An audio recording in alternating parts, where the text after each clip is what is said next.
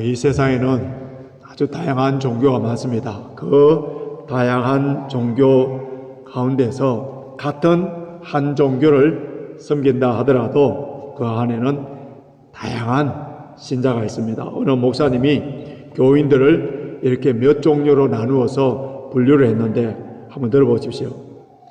조금만 힘들어도 아이고 죽겠다 하고 우는 엄살신자, 자기는 하지 않고 남을 시키기만 하는 황제신자, 남이 보는 데에서만 일한 척하는 PR신자, 일할 때는 아예 자취를 감춰버리는 안개신자, 잠깐 얼굴만 내밀고 들어가는 마담신자. 그런데 하나님의 칭찬을 받고 모든 성도들의 존경을 받는 신실한 참 성도가 있다는 것. 이러한 신실한 독실한 참 성도 외에 언급된 이런 사람들을 흔히들 나이롱 신자라고 이렇게称합니다. 나이롱이라는 말을 아마 처음 들어보는 분들 있을 텐데요. 나이론이라는 그 말이 일본식 발음으로 되어 있다가 그것이 우리나라에 전해져서 지금까지 우리는 계속 나이롱이라는 말을 씁니다. 이 말이 가장 많이 즐겨 사용되는 그런 때는 환자가 아니면서 보험금이나 휴가를 얻기 위해서 병원에 입원한 그런 사람을 나이롱 환자라고 그렇게 부르는데, 근데 이 말은 모든 종교계, 불교계든지 아니면 기독교계든지 모든 종교계에서 즐겨 사용되는 그런 용어예요. 즉 날라리 신자, 무늬만의 신자, 가짜 신자, 이런 것을 나이롱 신자라고 이렇게称합니다. 오늘 우리가 조금 전에 읽었더니 본문 말씀을 보면은 아무리 눈여겨봐도 나이롱이라는 그런 단어는 등장하지 않습니다만은, 그러나 같은 의미의 그런 단어가 있어요. 자, 28절 보십시오. 어떤 단어입니까? 28절 보면은 호면적 유대인이 아니요 호면적 육신의 할례가 아니라, 이 포면적 이 말과 대조적으로 사용되는 것이 내면적 이런 말입니다. 그래서 포면적이라는 이 말은 즉 outwardly 겉모습만 나이롱 무늬만 갖춘 가짜라는 그런 의미예요. 유대인들 중에 할례를 받고 그리고 율법을 지키면서 하나님을 잘 경외하는 신실한 유대인들, 참된 유대인들, 이런 사람을 사도 바울은 뭐라고 불렀습니까? 내면적, inwardly Jewish 이렇게 부릅니다. 그런데 어떤 사람은 나이롱 Jewish라고 부르는데 그 모양은 유대인처럼 보이는데 전혀 유대인 그 내면에는 유대인답지 않는다. 자, 이것은 우리 가까이에서도 많이 찾아볼 수 있죠. 바나나와 같은 그런 사람이 있습니다. 바나나는 겉은 노랗지만 안에는 하얀 것처럼 우리 한인들 보면은 겉은 같은 황새 인종이에요. 그런데 내면에 들어가 보면은 한국말을 하나도 하지 못합니다. 완전히 영국 사람 같아요. 이런 사람들은 한인교회 오지 아니하고 영국교회 가서 예배를 드리면 영국 사람들은 어김없이 그들에게 다가가서 Where are you from? 그럼 자신은 영국 사람인 줄 알고 I'm British. 그럼 그들이 I'm sorry. 절대로 이런 말 안 합니다. I mean Where are your parents from? 그러면 이 사람은 할 수 없이 코리안 이렇게 대답할 수밖에 없습니다. 그 모습은 한국 사람처럼 보이는데, 그런데 속 사람은 전혀 한국 사람이지 않는 그런 사람들은 끊임없는 자신의 아이덴티티, 그 정체성 때문에 갈등을 느껴요. 이것이 심하여서 우울증 걸린 사람, 심하여서 자살하는 그런 사람들이 있는 거예요. 그런데 이 세상의 많은 민족들 가운데 가장 자신의 민족성 그리고 그 정체성, 그것을 갖고 자부심을 가지고 자랑스럽게 살아가는 민족이 누구냐 하면 유대인이에요. 영국에서 여러분 유대인들 만나본 적 있습니까? 우리가 묻지 않는데도 그들은 당당하게 I'm Jewish, I'm Jewish 그렇게 소개를 합니다. 현재 우리 영국의 한인들은 약 2만 명에서 3만 명 이렇게 추정합니다만은 근데 영국에 있는 유대인들은 무려 30만 명이에요. 그 중에 20만 명 가까이가 런던 주변에 살고 있습니다. 그리고 영국에 100개가 넘는 주이시 데이 스쿨이 있고요. 그리고 400개가 넘는 신학교 회당이 있습니다. 유대인들은 어느 나라에 어느 시대를 살든지 자기들의 모국어 히브리어는 절대로 잊지 아니하고 자신의 민족적인 정체성 아이덴티티 그리고 자녀들에게 율법을 가르치는 그러한 것은 철저하게 지켜요. 이런 부분에 있어서는 우리 한인 디아스포라들이 배워야 될 그런 점이죠. 유대인들은 그만한 자부심과 긍지를 가진 만한 그러한 근거들이 많아요. 전 세계 노벨상 수상자 중에 30%가 유대인이고 노벨 경제학상 수상자의 41%가 유대인이고요. 미국 명문 아이버리그 대학 교수의 60%가 유대인이라. 그리고 미국 100대 기업 중 약 40%가 유대인이라고 합니다. 지구상에서 지금 순수 유대인은 1,500만 내지 약 1,700만 추천되는데요. 그 중에서 흩어진 유대인 디아스포라까지 다 합치면은 2,700만 명. 북한에 있는 인구 정도 되는데 현재 세계 인구가 79억이지 않습니까? 79억. 그 중에서 0.2%도 안 되는 이들이 전 세계를 흔들고 있는 것입니다.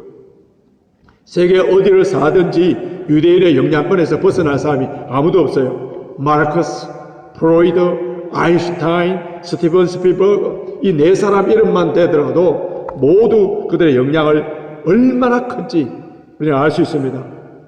오늘날 지구촌에 정치, 경제, 문화, 군사, 예술 모든 분야에 유대인들이 막강한 영향을 끼치고 있기 때문에 유대인들은 그들의 민족적인 긍지와 자부심을 갖고 사는 겁니다.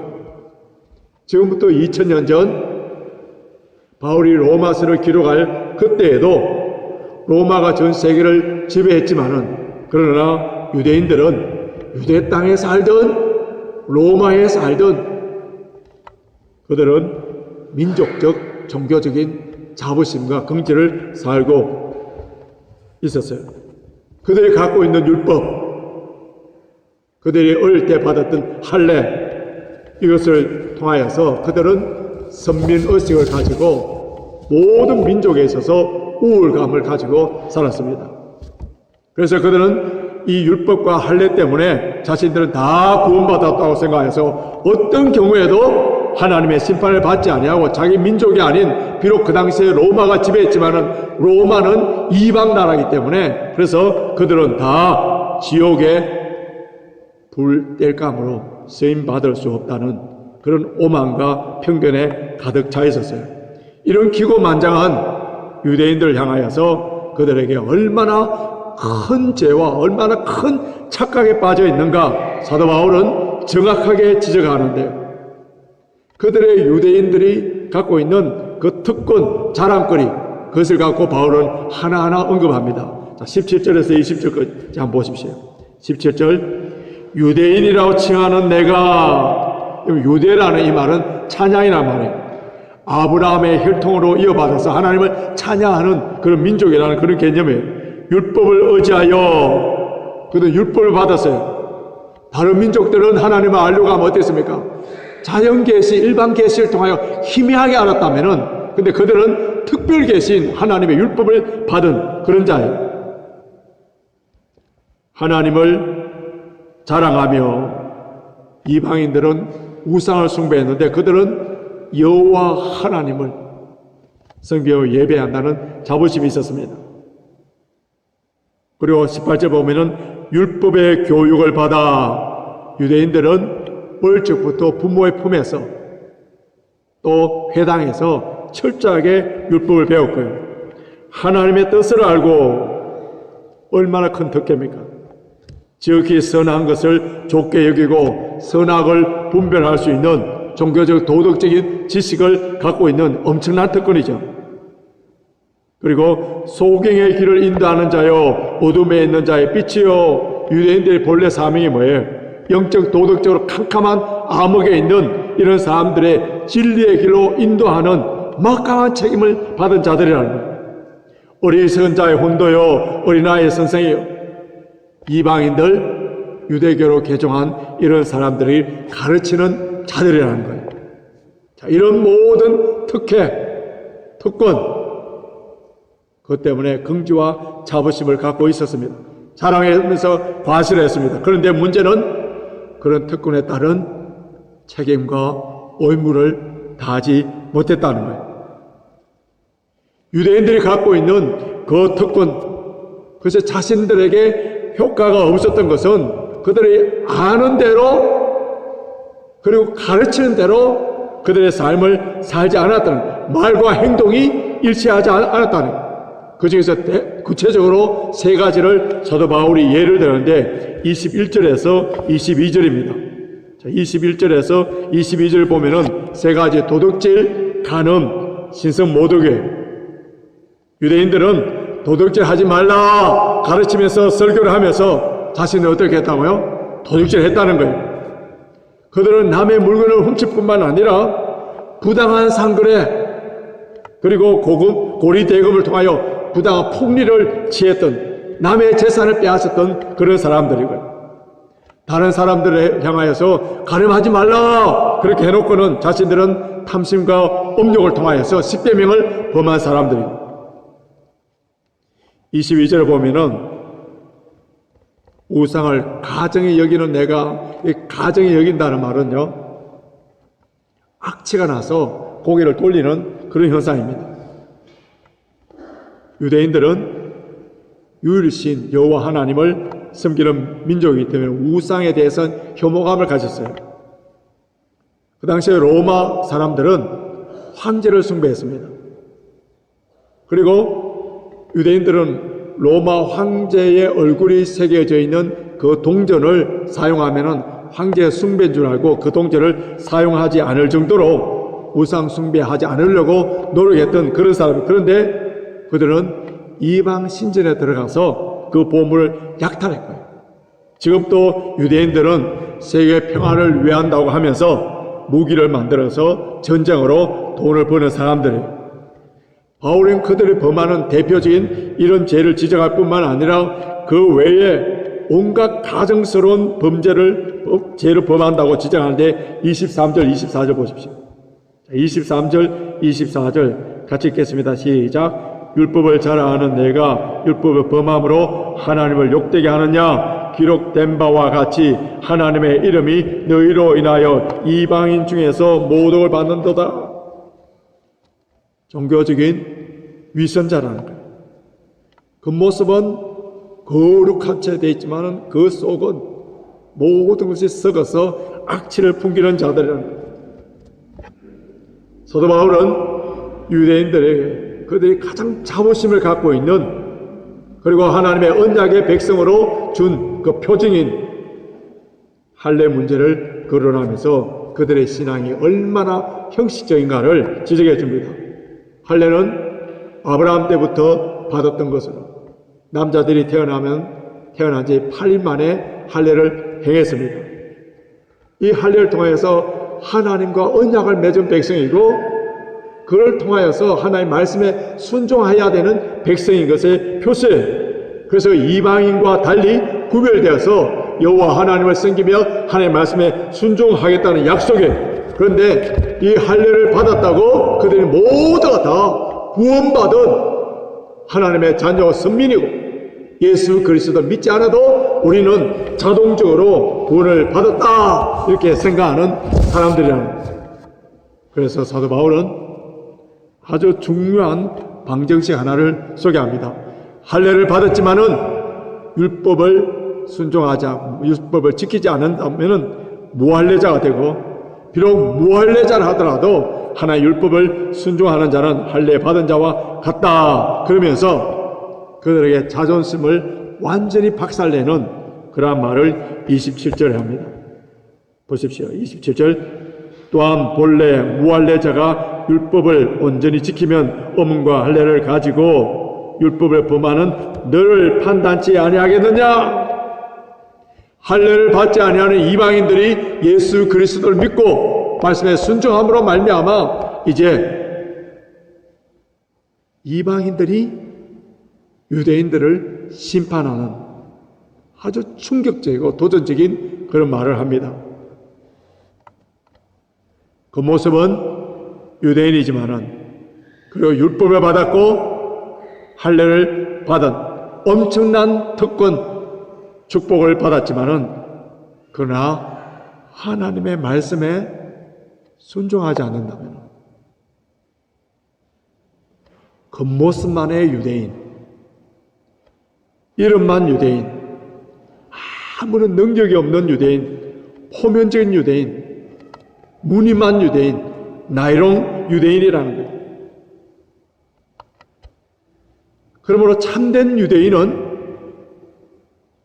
하나님의 말씀에 순종하는 자, 할례를 몸에 받는 것이 아니라 마음의 할례를 받아서 하나님의 말씀을 마음에 새겨서 그 말씀을 순종하여서 날마다 새로워지는 사람, 즉 속사람이 바뀌어진 사람, 내면적인 유대인, 인워더리 주의시가 참된 주의시라고 지금 사도 바울은 강조하고 있는 거예요. 이 포면적인 유대인들이 범하는, 착각하는 실수 속에 살고 있는 그 죄를 우리 그리스도인들도 동일하게 범할 수 있다는 거예요. 우리가 신자라 할 때 무엇을 보고 신자라 합니까? 오늘 주일 교회당에 와서 예배를 드리고 사도신경으로 신앙 고백하고 찬양하고 헌금하고 기도 열심히 하고 우리 말마다 할렐루야 주님의 은혜 이런 기독교적인 용어를 사용하는 것을 볼 때에 그리스도인이라고 칭합니다. 교회를 좀 오래 다니면은 집사 직분을 주고 그리고 교회에서 봉사하면 누가 뭐라 하든지 그리스도인처럼 보입니다마는 그러나 그 속사람에 예수 그리스도의 복음으로 거듭나지 못한다면 그 가운데 예수 그리스도의 생명이 없다면 무늬만 화려한 그리스도인 저 우리 심령 속에 성령이 계시지 않는다면 참 그리스도인이 아니라는 거예요. 자신은 구원받았다고 생각하는데 속고 있을 수 있다는 거예요. 프랑스의 두 사람이 프랑스의 귀족에 관한 그것을 역사적으로 분석을 하여서 그래서 조사를 하면서 책을 하나 만들었는데 그 책을 내기 위해서 15년 동안 자료를 모으고 연구를 해서 냈습니다. 현재 프랑스는 지금 2만 8천여 가문이 지금 귀족의 호칭을 가지고 마치 귀족처럼 행세를 하는데 근데 이 두 사람이 조사를 해보니까 실제적으로 4,057 가문만 왕의 칙령 속에서 순수한 귀족 혈통이 흐르는 것을 발견한 거예요. 그럼 상당수는 그 귀족의 피와 아무 관계없이 자칭 자신들이 귀족이라고 이렇게 속이면서 살고 있다는 거예요. 여러분 우리에게 예수 그리스도의 보혈, 이 복음, 예수님의 생명이 없으면은 가짜라는 거예요. 가짜이면서 진짜인 척 하면서 사는 그런 사람을 향하여서 우리 예수님께서 무서운 말씀을 했습니다. 그날에 많은 사람이 나더러 이르되 주여 주여 우리가 주의 이름으로 선지자 노릇하며 주의 이름으로 귀신을 쫓아내며 주의 이름으로 많은 군을 행치 아니하였나이까 하리니 그때에 내가 저에게 밝히 말하되 내가 너희를 도무지 알지 못하니 불법을 행한 자들아 내게서 떠나가라. 누가 불법을 행하는 자입니까? 누가 불법을 행하는 자를? 주의 말씀을 듣고 행하지 않는 자를, 주의 말씀에 순종이 없는 자를 우리 주님께서 뭐라고 했다고요? 불법을 행하는 자들아. 예수님께서 가르쳐준 내가 참 그리스도인인지 아니면 모양만이 나이롱 신자인지 자가 진단할 수 있는 그 방법을 하나 가르쳐준다. 들어보십시오.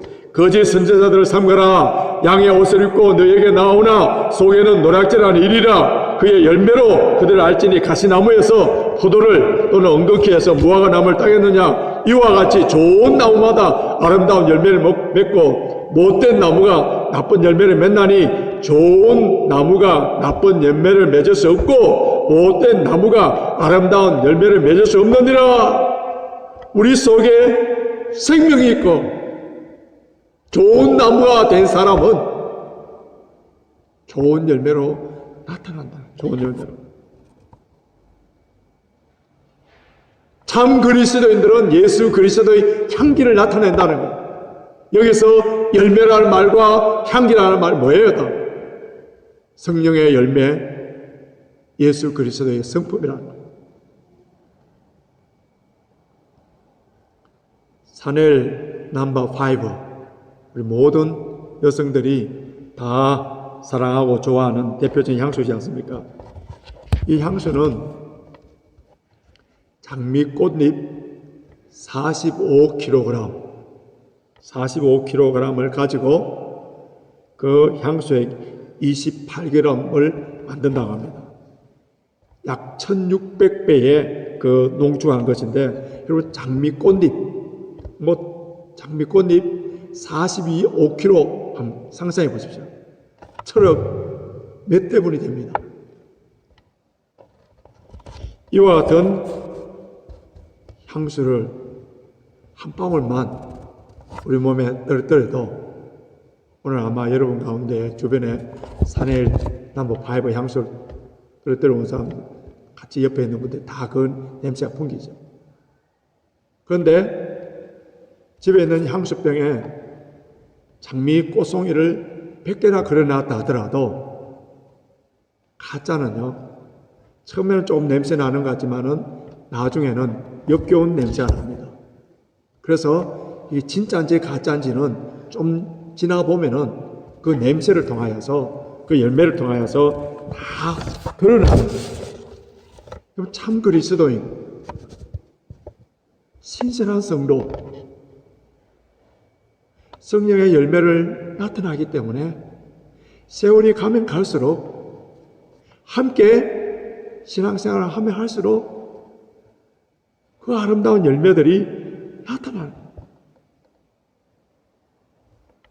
오늘 본문에서 참 그리스도인 인워들리한 크리스찬에게 나타나는 대표적인 열매 두 가지를 우리가 찾아볼 수 있는데요. 첫째는 뭐냐 하면은 하나님의 말씀으로 자기 자신을 가르치는 사람이에요.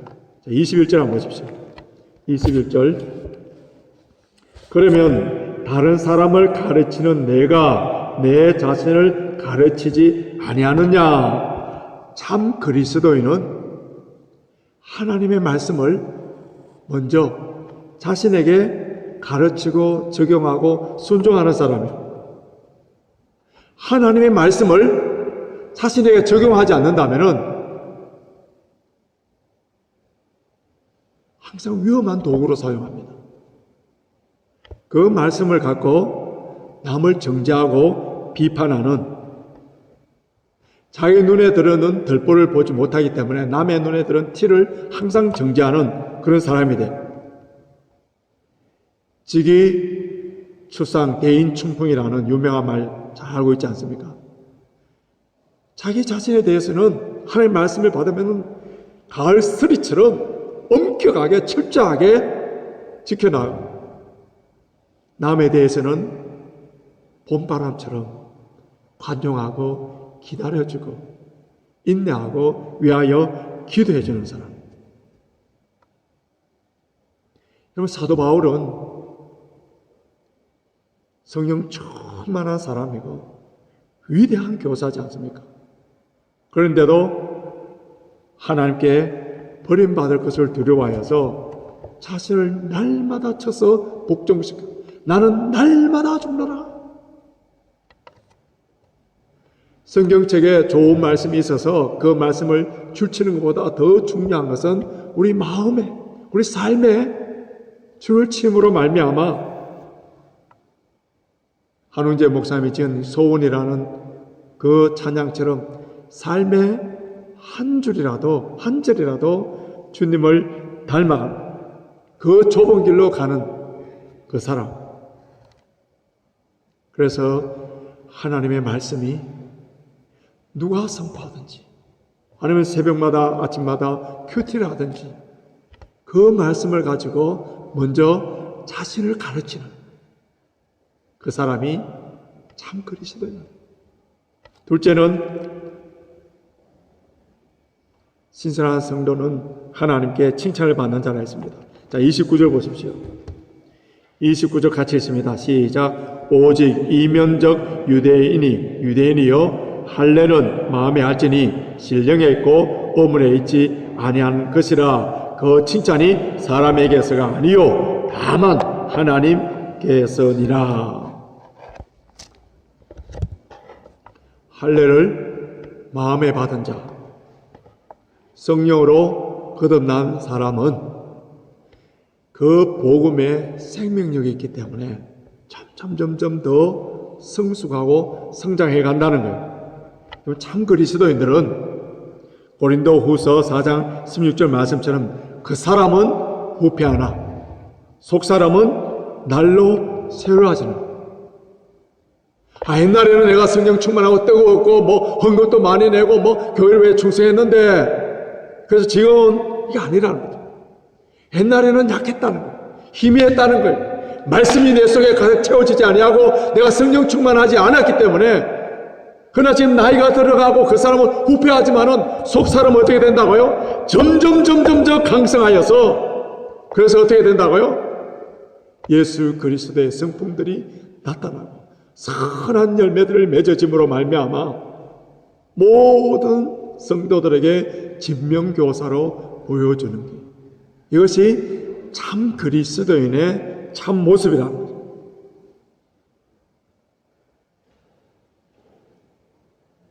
저와 여러분들이 아무리 겉모습을 포장한다 하더라도 그 내면에 있는 것, 그 속에 있는 것, 습관적인 것 다 드러나게 되는 거예요. 여러분, 성령 충만한 사람, 점점 주님의 성품을 닮아가는 사람은 생각도, 말도, 행동도 예수 그리스도가 보이는 거예요. 그냥 그 존재 자체가 존경스럽고 닮고 싶은 그런 모습으로 바뀌는, 이런 사람들은 무슨 일을 하든지 주님의 몸된 교회를 위하여서 덕을 세워나가고 하나님께 칭찬받는 그런 사람이 됩니다. 이제 말씀을 정리해 보겠습니다. 신실한 참 그리스도인들은 말씀을 먼저 자기에게 끊임없이 가르치는 사람이에요. 신실한 그리스도인들은 계속적으로 성장하여서 예수 그리스도의 믿음의 장성한 분량까지 자라가는 사람이에요. 그래서 하나님께 칭찬을 받습니다. 참 그리스도인들은 말씀에 순종함으로 행함이 있는 믿음으로 말미암아 성령의 열매들을 맺어갑니다. 신실한 그리스도인들은 날마다 자기 자신을 쳐서 정과 욕심과 세상은 강고 듣고 오직 구속한 예수 그리스도만 크게 보이고 예수 그리스도를 닮아갑니다. 그래서 내 안에서 살아계신 예수 그리스도로 말미암아 어떤 환경이든지 그 환경에 질질질 끌려가는 폐잔병처럼 사는 것이 아니라 비록 가난하고 비록 몸이 불편하고 여러 가지 어려움과 환란이 있다 하더라도 예수 그리스도의 그 믿음, 성령의 능력으로 말미암아 능력 있는 성령 충만한 삶을 살아가는 거예요. 블루레인지 파크교회 성도 여러분 가운데는 한 사람도 무늬만 그리스도인, 포면적인 그리스도인, 명목상의 그리스도인, 나이롱 신자가 없고 모두가 다 참 그리스도인, 신실한 성도, 명품 그리스도인, 월드클래스 그리스도인, 비록 숫자가 적다 하더라도 한 사람 한 사람이 미치는 그 영향력, 가까이 있는 누몰든 런던을 향하여 조국 땅을 향하여서 미치는 이런 그리스도인들이 하나님이 찾으시는 그 한 사람이 될 때에 여기서 놀라운 능력의 기적의 역사가 일어납니다. 지금까지도 명품 월드 클래스의 그리스도인으로 성장해온 여러분들 더 성장하여서 주님께 영광을 올리고 주의 몸된 교회를 든든하게 세워나가시길 주님의 이름으로 축원합니다.